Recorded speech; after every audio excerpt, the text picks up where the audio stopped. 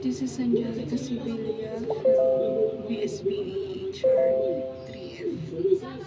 Unfair labor practices. Unfair labor practices are actions taken by employers or unions that violate workers' rights and undermine the collective bargaining process.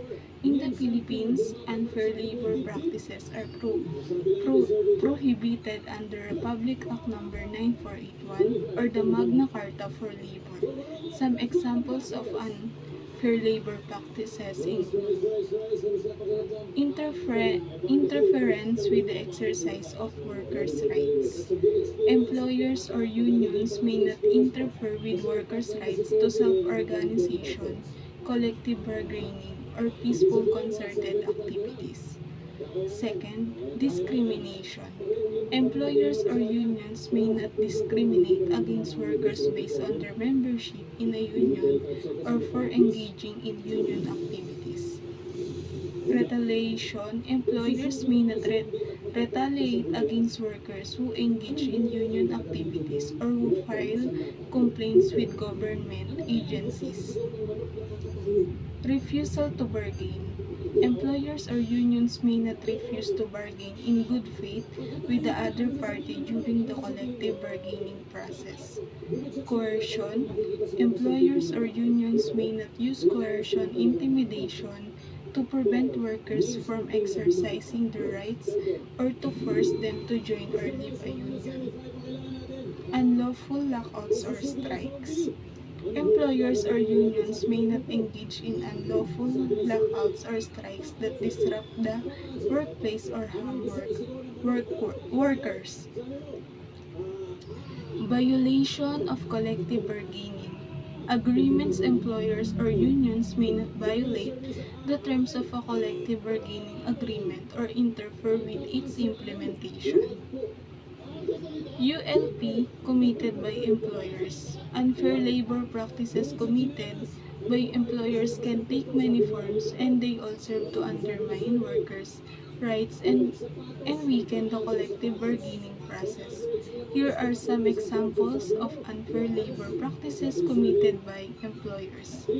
Interference with the right to self-organization. Employers may interfere with workers' right to form or join a union by threatening to fire or discriminate against workers who attempt to organize, or by providing benefits or rewards to discourage workers from joining a union.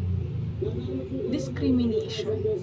Employers may discriminate against workers based on their union membership or activity, or based on other factors such as race, gender, or age. Retaliation.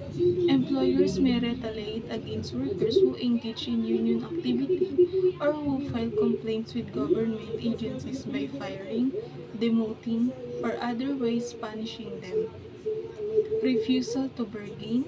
Employers may refuse to bargain in good faith with the union or may engage in surface bargaining, where they make only token efforts to reach an agreement. Coercion.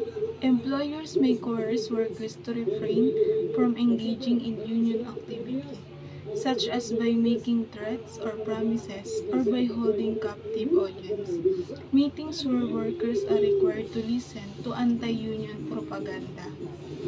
Unlawful lockouts.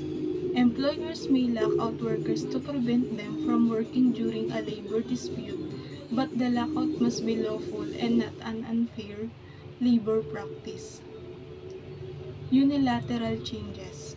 Employers may make unilateral changes to the terms and conditions of employment without bargaining with the union, which can undermine the collective bargaining process.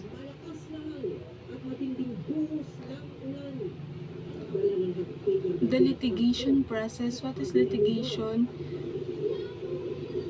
Refers to the process of taking legal action to resolve disputes before a court of law.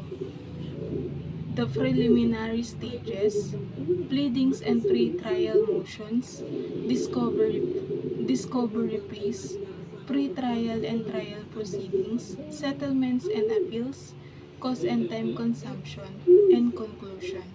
That's all po. Thank you.